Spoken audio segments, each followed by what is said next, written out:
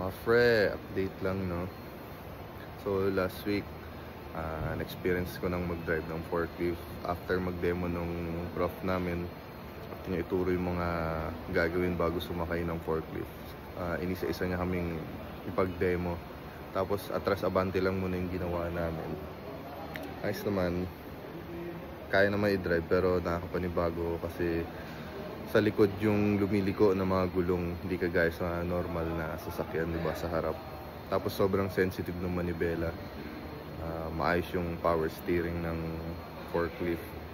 Ngayong week, aralin naman namin yung mga parts ng makina tsaka kung paano mag-PMS. Kaya kailangan makinig talaga. Tapos mag-review ulit.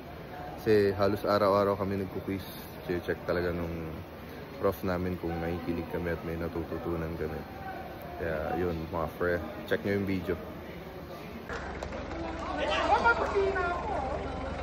Go Yowie! Go Yowie!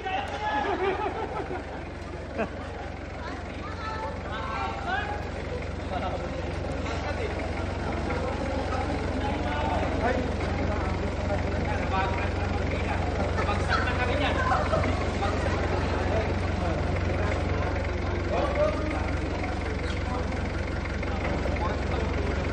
Parang yung ginawa mo din. Ay, nandito siya.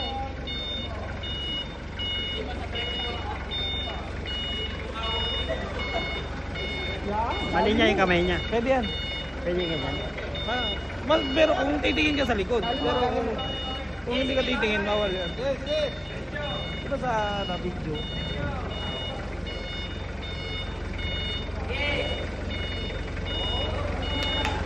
Yan!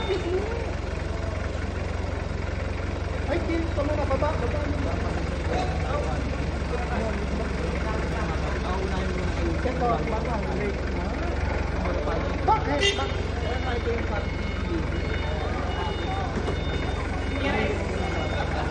Ito muna, unahin. Ito.